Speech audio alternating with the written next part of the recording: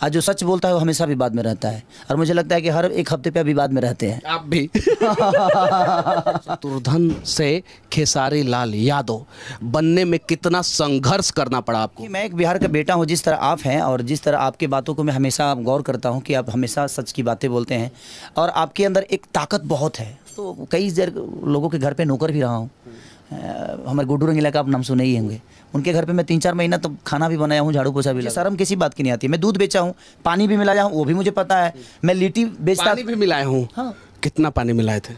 अब 1 किलो में 1 पौवा पानी मिला दूसरा। एक्चुअली मनीष भैया, जिस तरह आज आपको पूरी दुनिया जान रही है, जहाँ भी आपको लोग प्यार करते हैं, तो आपने अपने आप को साबित किया है ना। हम केहू के गरियाए में हमरा कितना टाइम लगी, लेकिन हमारा सम्मान पावे के होई तो ओकरा लगे जाए के पड़ी। अपन पोस्टर खुदे पान के दुकान पर कितना लोग फाड़ दे हमारा सामान वे, कितना दुकानदार माँ के गाड़ी हमरा दे लोग की हट। अगर आप जैसा भाई साथ में होगा तो हम दुनिया के किसी कोना में तैयार हो जाएंगे।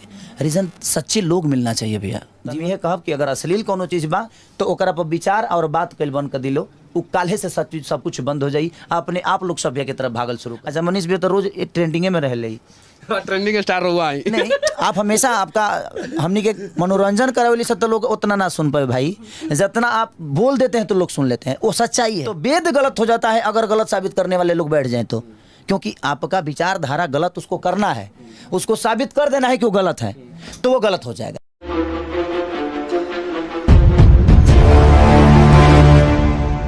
मेरे साथ जो व्यक्ति बैठे हैं वो पूरी दुनिया में किसी परिचय के मोहताज नहीं है, क्योंकि YouTube पे सिर्फ और सिर्फ इनका नाम ही काफ़ी है। कहा जाता है कि ये हिट मशीन है। बदलता हुआ बिहार, बदलता हुआ भोजपुरी समाज और भोजपुरी फिल्म के ऊपर आज हम इनसे सवाल करेंगे, और सिर्फ पॉजिटिव सवाल करेंगे, नो निगेटिव। क्योंकि ये चाहें तो कुछ ऐसा बात बोल देंगे जिसमें मेरा इंसल्ट हो सकता है, और मैं चाहूं तो इनके ऊपर कुछ बात बोल सकता हूं जिसमें इनका इंसल्ट हो सकता है। लेकिन अगर हम दोनों मिलकर प्रयास करेंगे तो बिहार, उत्तर प्रदेश और भोजपुरी समाज का जो फिल्म है उसको बदल के रख सकते हैं। सही है कि नहीं है? बिल्कुल। देखिए, और ये जिम्मेदारी जो होती है ना कहीं उन्हीं के ऊपर होती है जो जिम्मेदार होते हैं। आज आप ब्रांड बिहार मुहिम से जुड़े हैं, चूंकि आप ऑलरेडी एक बहुत बड़े ब्रांड है और बिहार को रिप्रेजेंट कर रहे हैं। कैसा महसूस कर रहे हैं आप? देखिए, मैं एक बिहार का बेटा हूँ, जिस तरह आप हैं और जिस तरह आपके बातों को मैं हमेशा गौर करता हूँ कि आप हमेशा सच की बातें बोलते हैं, और आपके अंदर एक ताकत बहुत है सच बोलने की, और ये बहुत लोगों के अंदर कम होती है। आज जो सच बोलता है वो हमेशा विवाद में रहता है, और मुझे लगता है कि हर एक हफ्ते पे विवाद में रहते हैं। आप भी तो धरती पे जो भी सच बोलेगा वो विवाद होगा, क्योंकि देखिए सच बोलने वाला आदमी ईमानदार होता है, वो गलत चीज़ों को बर्दाश्त नहीं कर सकता और वो ईमानदारी से अपनी ज़िंदगी को चलाना चाहता है। एक और छोटा सा सवाल मैं आपसे पूछना चाहता हूँ। शत्रुघ्न से खेसारी लाल यादव बनने में कितना संघर्ष करना पड़ा आपको? देखिए, शत्रुघ्न से खेसारी बनने में मुझे संघर्ष, उसको मैं संघर्ष नहीं करता। वो मुझे लगता है कि मेरा रास्ता था और मैं करते गया और मैं दौड़ते गया और मेरी मंजिल करीब आती गई। तो मेरा एक फाइल था जिस फाइल को हर टेबल पे पहुंचाना था मुझे, और एक न एक दिन वो फाइल बिना गॉडफादर, कोई गॉडफादर नहीं था भोजपुरी इंडस्ट्री में। संघर्ष किया आपने, आपके बारे में बहुत सारी नकारात्मक खबरें भी चलती है, सकारात्मक खबरें भी चलती है, और यूट्यूब पर रिकॉर्ड बना दिया। उस रिकॉर्ड बनाने के दौरान किन किन कठिनाइयों का सामना करना पड़ा? मनीष भाई, देखिए, कोई भी अगर चीज़ें कठिनाई आती है ना तो मुझे लगता है कि वो हमारे लिए कहीं ना कहीं एक संदेश दे के जाती है और हमें संभलने का मौका देती है वो। तो मैं कठिनाइयों को कभी कठिनाई इसलिए नहीं समझा, इसीलिए मैं आज तक कमज़ोर आप ही की तरह ताकतवर हूँ खुद से। और मेरे अंदर ताकत एक जनता की है, जिस तरह आप भी जनता के आज एक ऐसे इंसान हैं कि जनता की ही बातें करते हैं। हमारा अस्तित्व आज है तो हमारी जनता है, उसके अलावा हमारे पास कुछ नहीं है। और कठिनाइयाँ जो भी हुई, मैं तो कई लोगों के घर पे नौकर भी रहा हूँ। हमारे गुड्डू रंगीला का आप नाम सुने ही होंगे।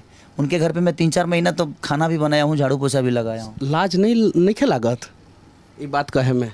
शर्म मैंने ये तो मैं किया हूँ मैं। और ये होता है महानता एक्चुअल में। सही बात है, हमने जो किया है उसे हमें एक्सेप्ट करने में क्या दिक्कत है? और ज़रा सोचिए, जो व्यक्ति गुड्डू रंगीला के घर पे 3 महीना काम किए हैं और उसके बाद आज भोजपुरी इंडस्ट्री के मतलब कि सुपरस्टार बन गए, इस बात पे भी कुछ लोग विवाद कर सकते हैं, इसके लिए तैयार है क्या आप? सुपरस्टार खेसारी लाल यादव। मनीष भैया मेहनत किया हो ना, मैं अब इतना रिस्पेक्ट कैसे देते हैं लोगों को? मनीष भैया, छोटा हूँ मैं आपसे। नहीं, फिर भी आप छोटे तो नहीं है, देखिए छोटे नहीं है, आप बड़े हैं। आज आपका औहदा भी बड़ा हो, समाज के एक आप ऐसे आईना है, जिस आईना को फिट करने के लिए आज आप अगर आईना बने हैं तो पूरी दुनिया को भी दिखाते हैं और आप खुद को भी देखते हैं। तो ऐसी आईना है आप एक समाज के। हम भी एक आईना की तरह ही हैं कि हम समाज को अलग विचारधारा में लेके जा सकते हैं, अपने भाषा को लेके जा सकते हैं। तो मुझे शर्म किसी बात की नहीं आती है। मैं दूध बेचा हूँ, पानी भी मिलाया हूँ, वो भी मुझे पता है। मैं लिट्टी बेचता, पानी भी मिलाया हूँ। हाँ। कितना पानी मिलाए थे? अब 1 किलो में 1 पौवा पानी मिला होता है, दूसरा काम 1 किलो में 1 पौवा पानी मिला होता रहनी। अच्छा बच जब हमारे 2.5 रुपया में हमारे पार्ले जी बिस्कुट मिल जाओ तो ओकरा के आदमी खा के अपन जीवन चलावत रहे। ऐसे जब बड़ा गरीबी बहुत ज़्यादा रहे। और हम लिट्टी चोखा भी बेचे हैं, तो जो पलदार हमनी के यहाँ ओखला में एगो संजय कॉलोनी बा, तो जी पलदार लो रहा है जो जे बोरा ढोवे वाला लोग, तो वो लोग खाओ तो प्लेट में खाओ तो प्लेटो धो के हम लोग को खियोले बने। ऐसा नहीं कि हमारा शर्म बा कोनो बात के, लेकिन आज हम कुछ भी बानी तो कहीं ना कहीं लोगन के प्यार बा ना, तो मेहनत करे खातिर तो मुझे हमारा लगा। अच्छा, इतना गाना रहुआ 1 महीना में काहे रिलीज कर देवे नहीं, और सारा गाना आपका लगभग हिट होता है, इसका राज क्या है? कुछ बताइए ताकि दूसरे कलाकार भी इसके बारे में जाने। नहीं, राज ये है भैया कि छोट कंपनी के हम बहुत लेके चली ले।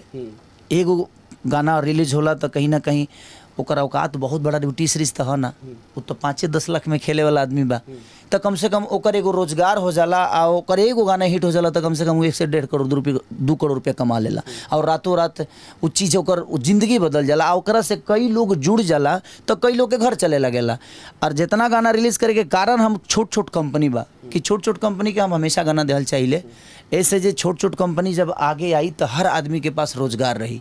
अगर हम 1 महीना में 20 गो गाना रिलीज करी ले तो हम 20 गो कंपनी के दिले, तब 20 आदमी के हम रोजगार दे देनी, तो कम से कम वो 20 आदमी के तो रोजगार दिए दी। कंप्यूटर लगाई, स्टूडियो में जाई, तो कोशिश रहेला कि ज़्यादा से ज़्यादा आदमी काम करी तो ज़्यादा से ज़्यादा लोग उससे जुड़ी और ज़्यादा से ज़्यादा लोग को रोजगार प्राप्त हुई। कहल जाता कि भोजपुरी में बहुत सारा लोग खेसारी बने के प्रयास करेला और खेसारी ना बन पावेला, एक एमे कितना सच्चाई बा?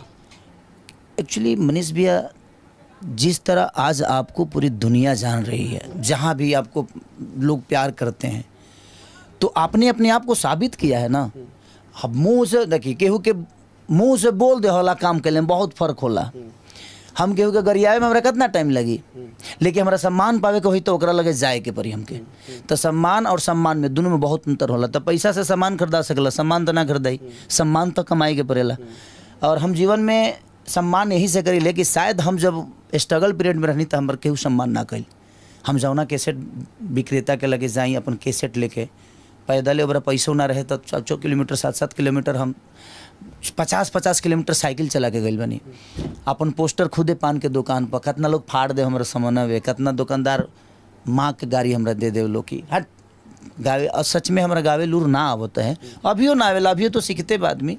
हम दूसरा विधा के गायक रहे, रामायण महाभारत के गावे वाला आदमी, और अचानक से लोग गीत गावे लगनी, गाते गाते।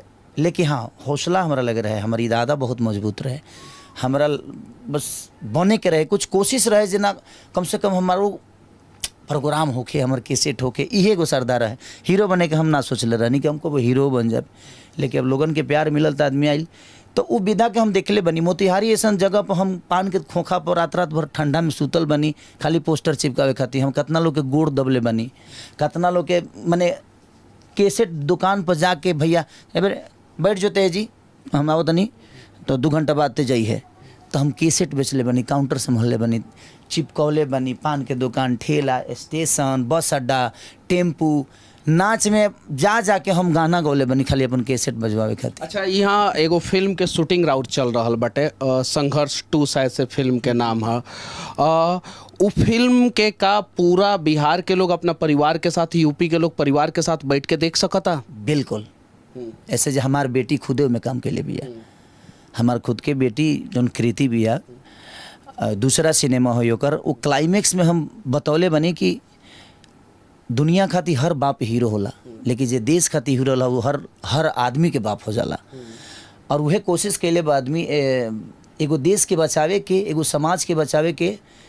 अगर एगो बेटा भी सिनेमा देखी तो शायद अपना पिता के कभी भूल ना पाई, एगो पिता भी देखी तो ओकर बेटा कहियो बिगड़ ना पाई। तो हमने के आज अपना बच्चन के बिगाड़े के भी कहीं ना कहीं उद्देश्य हमने के खुदे बवे। इतना ज़्यादा मोबाइल से करीब ओकनी के कदल में अब गूगल में ओकरा कुछ चाहिए तो जरूर 1 मिनट के अंदर मिलता ना, गूगल है हमारे चाहिए तो 1 मिनट में दे देता। और ओकनी के हमनी के जजमेंट करे लगतन जा, तो बच्चन के प्यार देहल जरूरी बा, बच्चन से क्लोज रहल बहुत जरूरी बा, ताकि बच्चा मोबाइल के नज़दीक ना जाओ। अच्छा, फिल्म फेयर अवार्ड होला, आईफा होला, नेशनल फिल्म अवार्ड होला, जौन सबसे बड़का अवार्ड होला भारत में, उसको ग्रैमी ऑस्कर तो वो तो अलग बात बाटे। तो नेशनल फिल्म अवार्ड के लिए कोनो भोजपुरी फिल्म बनता कि ना जो नॉमिनेट होखो? एगो लाख रउआ का करतानी एगो बनल बा सिनेमा हमार, ओकरे खातिर ओकरे काल से शूटिंगो बा हमार। तो काल हम मुंबई जाएब और काल ओकर शूटिंग बावे, काल परसों तरसों 3 दिन गाना और कुछ काम बाकी बा, वही खातिर बनल बावे। अच्छा, एगो सवाल हम पूछतानी रउआ से। लोग अक्सर आरोप लगावेला अश्लील और सभ्य गाना, तो ई रउआ ऊपर ना बहुत सारे लोग के ऊपर लागेला, रउआ ऊपर लागेला, बहुत सारे कलाकारों के भी ऊपर लागेला कि ई गाना अश्लील बाटे, हई लोग अश्लील गावता, हई लोग अच्छा गावता। तो एकरा के केंगे रउआ डिफाइन करे के चाहतनी और एकरा के केंगे रउआ देखेनी? बस हमरा कहे के मतलब कि जितना लोग अश्लील अगर गावता ओकरा के बातें कल बंद कर देहल जाओ। अगर एगो चोर के रुआ केहू के केहू गोली मार देहल, ओकर वो नाम ना लेब तो डकैत ना होई, ओकरा से डेराइल रुआ बंद कर देब तो डकैत ना होई। जब डेराए लगे तो ओकर मन बढ़ जाई, मन बढ़ जाई तो आवेला समय में बहुत बड़ा बदमाश बन जाई। और वही चीज़ होता, हमनी के बुराई के इतना ज़्यादा यूट्यूब पर चर्चा कर देता नहीं जा, अपनी ही भाषा के इतना हमनी के गंदा बना दिले बन जा कि अदर लैंग्वेज के लोग के दिमाग में बैठा दिले बनी जा हमनी के कि ना हमनी ऐसा गंदा है धरती पर केहू है नहीं खे। तो सबसे बड़ा चीज़ बा कि जो भी गंदा गाना है उसका चर्चा बंद कर दीजिए, लोग सर्च कल बंद कर दी। अब गड़ल गड़ल मुद्दा, अब खेसारी लाला से 20 साल पहले का गौले रहले, 15 साल पहले का गौले रहले, ओकरे के उठा के लोग 10-10 मिलियन करा देता। अब तू कह बता लोग ओकरा के खोजी नू, आ खोजी तो सर्च करी तो व्यू बढ़ी, अब व्यू बढ़ी तो भाई कंपनी अपन कमाता। तो आप गलत चीज़ को प्रमोट करना बंद करिए, गलत को गलत साबित करने के लिए आप उसको चर्चा में ला देते हैं। तो सही को सही बनाने के लिए सही के तरफ भागिए और सही का चर्चा करिएगा, तो सही भी देखना दुनिया कल से शुरू कर देगी और लोगों की मजबूरी हो जाएगी। अच्छा, अगर बिहार के बदले के मौका मिली खेसारी लाल यादव के रियल लाइफ में ना, फिल्म रौनी के बहुत बनौले बन लगे जैमें बड़का बड़का अधिकारी बन के बिहार के बदलने बन लगे, रियल लाइफ में कब मौका मिली तो कार हुआ तैयार बनी? अगर आप जैसा भाई साथ में होगा तो हम दुनिया के किसी कोने में तैयार हो जाएंगे। रीज़न सच्चे लोग मिलना चाहिए भैया जीवन में। हम राजनेता हैं ना, आ केहू नेता पर हम टिप्पणी करब ना। हम एक ही वो शब्द जानता नहीं कि जब हमारा बिहार के जितने भी नेता हैं, जब उनके बच्चे बिहार में नहीं पढ़ पा रहे हैं तो हमारे बच्चों का भविष्य होता ही नहीं कर पाएंगे। दूसरी चीज़ कि जब उनका इलाज हमारे पटना शहर में नहीं हो पा रहा है तो हमारे बच्चों का इलाज और हमारे माँ बाप का इलाज पटना शहर में कहाँ संभव है। तो जब वो अपने लिए अच्छे अस्पताल नहीं बना पाए तो हम उनसे आशा कहाँ से कर पाएंगे। जब वो अपने बच्चों को पढ़ने के लिए अच्छी स्कूल की व्यवस्था नहीं दिए तो शायद हम अपने बच्चों का भविष्य उनसे कैसे मांग सकते हैं। तो हमें बदलने की ज़रूरत है और बदलने की कोई ज़रूरी नहीं है। पढ़े लिखे लोग आएंगे जो अपने घर को बेहतर चला सकते हैं, वो आज नहीं तो कल अपने राज्य को भी चला लेंगे। लेकिन हाँ, वो गरीब का ही कोई बेटा होगा जो चलाएगा। जो भी सरकार चल रही है अच्छी चल रही है, अगर लोगों को अच्छा लग रहा है तो हर आदमी अच्छा ही कर रहा है, तभी लोगों को अच्छा लग रहा है, उसमें मैं टिप्पणी नहीं कर सकता। लेकिन मैं चाहता हूं कि बिहार में रोजगार तभी बढ़ेगी जब लोग बाहर से आएंगे, हमारे पास जगह है। झारखंड में सब्सिडी मिलेला, उत्तर प्रदेश में सब्सिडी मिलेला, बिहार में फिल्म शूट होता है तो सब्सिडी नहीं मिलता, एक मलाल नहीं रहता है आप लोगों के अंदर? अब कितने सारे कलाकार भैया अपना आधार कार्ड चेंज करा के यूपी का कर लिए, ये अब तो आपको पता ही नहीं है। कई सारे प्रोड्यूसर मेरे पे दबाव दे रहे हैं कि भैया आप यूपी का आधार कार्ड बनवा लीजिए। 80% होगा यूपी का आदमी तभी सब्सिडी मिलेगा, ऐसा नियम है। ऐसा नियम। हाँ, तो आप लोग मजबूरी में यहाँ लोग कार्ड चेंज करा रहे हैं, लोग बिहार का आधार कार्ड अपना यूपी कर रहे हैं, क्या करेंगे? आखिर प्रोड्यूसर को फायदा नहीं होगा। अब सिनेमा हॉल पे चलता है नहीं लोगों का, मेरा तो चलता है भैया, हम बाकी लोग की बात नहीं करेंगे। हमारे सिनेमा आवेला तो चलेला, लोगों के प्यार हमारे मिलेला।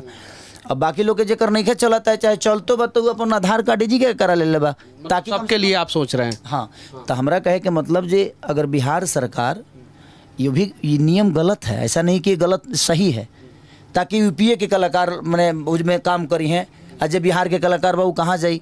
अब बिहार सरकार को भी इस बात पे सोचना चाहिए कि भाई जब हर राज्य के लोग अपने कलाकार के लिए सोच रहे हैं तो हम बिहार के हैं, आज हम यूपी में क्यों शूट कर रहे हैं भैया। आप ही बताइए कि अगर हम कम से कम 300 यूनिट 70 गो रूम बुक बा, खाली होटल के बिल नहीं हुई तो 20 लाख रुपया आई, ट्रेवल के खर्चा नहीं हुई तो 10 से 12 लाख रुपया आई, खाना के खर्चा नहीं हुई तो 15 लाख रुपया आई, बाकी सब सिस्टम के खर्चा नहीं तो सब मिला के हम कम से कम 2 करोड़ यूपी सरकार के दे के जाता नहीं ना। तो यह 2 करोड़वा हम बिहार सरकार के दे देती तो कम से कम लोग को रोजगार मिल जाइत, केहू लाइट खरीद लीत, केहू स्टूडियो डाल लीत, केहू कैमरा खरीद लीत, तो सबके रोजगार बढ़ जात, 2 रोटी सबके मिले लगित, आ सिनेमा बनित लोग के सिनेमा के काम मिले लगित, हर चीज़ होखे लगित ना। तब तो कहिए से आदमी कहते हुए, लेकिन केकरा से कहे जाए भैया हमारे फिल्म सिटी के कब निर्माण हुई बिहार में? चूँकि हमरा पता बटे रौनी जैसन कलाकार अगर थोड़ा सा आवाज़ उठाई तो जल्द से जल्द फिल्म सिटी बन सकता। भैया हम दीपक जी से मिले थे, उस समय वो नीतीश जी के पीए थे। दीपक क्या नाम था उनको, दीपक नाम है, बाकी का टाइटल मुझे पता नहीं है।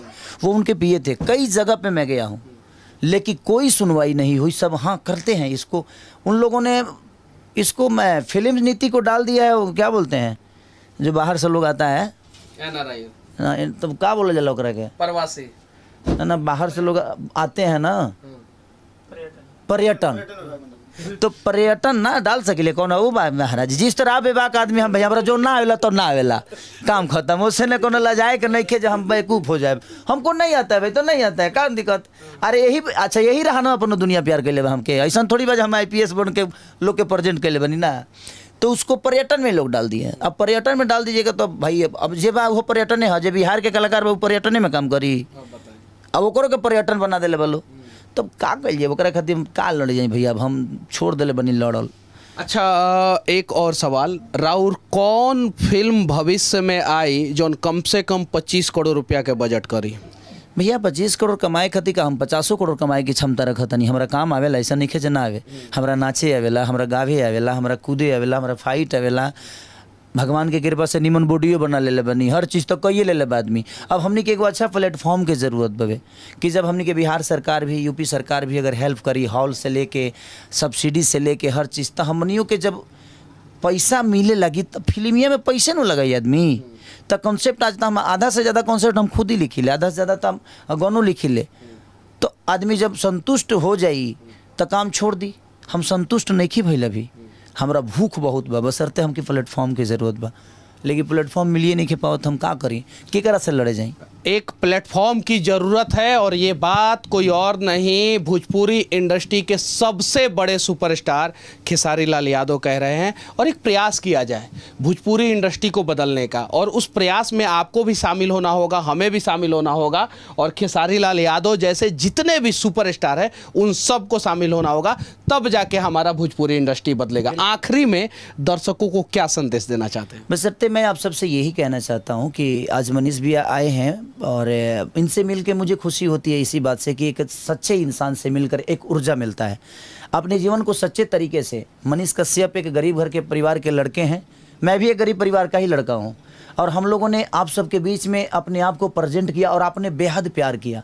तो सच्चाई, अपने माँ बाप से प्यार करिए, अपने लोगों से प्यार करिए। अगर भाषा की बातें हैं तो अपना भाषा जब आए ना तो प्लीज़ आप अपने भाषा को प्लेटफॉर्म पे, किसी भी मीडिया प्लेटफॉर्म पे या यूट्यूब पे या फेसबुक पे आप उसको गंदे तरीके से प्रेजेंट आप खुद मत करिए। दुनिया करती है तो हम लड़ जाएंगे, लेकिन जब हम खुद ही करेंगे तो फिर हम दुनिया को कैसे समझा पाएंगे कि हम कहाँ से आए हैं। तो इसलिए मैं चाहता हूँ कि अपनी भाषा की बात हो, चाहे वो कोई भी कलाकार हो, उसको सम्मान दीजिए। उस सम्मान से नहीं सुधर, मारला सके वो ना सुधरिए, क्योंकि गरिया देव तो रहुआ में ओकरा में कोनो अंतर बाना। इससे हम कहब कि केहू के पाँक से पाँक ना धोवाला, पाँक नीमन पानी से धोवाला। तो ओकरा के पानी से धोए के जरूरत बा, पाँक से धोला के जरूरत नहीं है। तो हम यह कहब कि अगर अश्लील कोनो चीज़ बा तो ओकरा पर विचार और बात कल बंद कर दिलो, वो काल्हे से सब कुछ बंद हो जाई। अपने आप लोग सभ्य के तरफ भागल शुरू कर दी। अब बोलाला से कुछ बंद ना होला, ओकरा पर अमन करे के पड़ेला। तो रउओ सब अमन करी कि गंदा गाना के प्रमोट ना करी, गंदा गाना बजावल बंद करी, ताकि अपने आप लोग अमन करे लगी। जब बजावे वाला अमन करे लगी, जब खाए वाला ना खाई तो बेचे वाला घर ही न बैठ जाई। तो जब जो दुनिया खाई तो दी। तो कोशिश ये बाकी रउओ सब भेजे खाई, जब वो नॉन वेज खाए तो दुनिया तो केहू के काट के बेच दी। तो कोशिश ये बाकी रहो, वो कोशिश करी, हमनियों की कोशिश करता नहीं जा, यही अपना भाषा खातिर लड़ल जाओ, एक दूसरे से मत लड़े के, बस। अब ये भाषा के लिए लड़ा जाए, बिहार के लिए लड़ा जाए, एक दूसरे से नहीं लड़ा जाए। बाकी खेसारी लाल यादव जो सुपरस्टार हैं, इनकी बातें, हमारा ये प्रयास आप लोगों को कैसा लगा कमेंट करके जरूर बताना। और भोजपुरी इंडस्ट्री किस प्रकार से बदला जाए, इसके बारे में भी आप लोग अपना राय जरूर रखना। आप हॉल तक जाइएगा, जब भोजपुरी सिनेमा लगती है तो हॉल तक, जिस तरह साउथ के लोग हॉल में जाकर सिनेमा को देखना चाहते हैं, यूट्यूब पे नहीं देखते हैं, वो हॉल में जाकर देखते हैं। तो जैसे आप भी हॉल में जाइएगा तो शायद वो चीज़ें बदलती नज़र आएगी। और हम भी कल 50 करोड़ नहीं 500 करोड़ कमाने की क्षमता रखते हैं। हम 35 करोड़ में खेलते हैं, तो कहीं ना कहीं हम 500 करोड़ भी कमा सकते हैं। और उसी से आज पूरी दुनिया को साउथ इंडस्ट्री ने बता दिया, 8 करोड़ की आबादी और पूरी इंडस्ट्री पे राज करने लगी। तो कहीं ना कहीं उन लोगों की ईमानदारी है अपने भाषा के लिए। तो सब लोग मिले तब जाके ये चीज़ें हुई। तो हम सबको प्रयास करना चाहिए अपने भाषा के लिए। ये नहीं कि अगर कोई आदमी एक गलत कर दिया तो पूरी दुनिया उसको दबाने लगे, नहीं, उसको बोलिएगा तो दबेगा नहीं और उठ जाएगा। तो विवाद जब कोनो चीज़ में होला तो गलत चीज़ के बढ़ावा ना देल जाला, ओकरा पर बात कल बंद कर दी। अच्छा, मनीष भी तो रोज एक ट्रेंडिंगे में रह ले, ट्रेंडिंग स्टार हुआ है। नहीं, आप हमेशा आपका हमनी के मनोरंजन करावे से तो लोग उतना ना सुन पाए भाई, जितना आप बोल देते हैं तो लोग सुन लेते हैं, वो सच्चाई है। तो आप बात लोगों के लायक करते हैं, जब लोग के लायक रहो बात करब ना तो दुनिया में रहो के केहू पीछे ना करी। हम हूँ वही विचारधारा में रही ले, जे लोग के लायक बात करी ले, लोग के लायक गाई ले। अब केहू करे के गलत कह देवे चाहे केहू सही कह दे, हनुमान चालीसा के गलत में कुछ लोग कमेंट करी गलत कही। हाँ। अच्छा ये बताइए, जब हमारा गलते साबित करे के होई तो राम जी के ना कह देब। हमको गलत साबित करना होगा तो मैं मोदी जी को भी कर सकता हूं, मैं किसी को कर सकता हूं, मैं लालू जी को कर सकता हूं, मनीष कश्यप को कर सकता हूं, खेसारी लाल यादव को कर सकता हूं। अगर गलते साबित करे के बाद तो ओकरा खातिर कोई को प्रतिक्रिया बा, तो ओकरा के कौन काम बस गलत साबित के लेके भाई। तो ओकरा के तोड़ मरोड़ के गलते साबित करता, राम जी गलत ना रहले, रामो जी गलत हो जी हैं, हनुमान जी गलत हो जी हैं, तो वेद गलत हो जाता है अगर गलत साबित करने वाले लोग बैठ जाएं तो। क्योंकि आपका विचारधारा गलत उसको करना है, उसको साबित कर देना है कि वो गलत है, तो वो गलत हो जाएगा। लेकिन उसको सही अगर आप साबित करेंगे तो शायद इनके संघर्षों की कहानी को देखकर आप मोटिवेट होंगे, और जैसे ये ग्राउंड जीरो से उठ के आज सुपरस्टार बने हैं, आप भी अपने मंजिल को प्राप्त कर लेंगे, बस सच्चाई के साथ। बस सच्चाई के साथ। जय हिंद, जय हिंद, जय बिहार।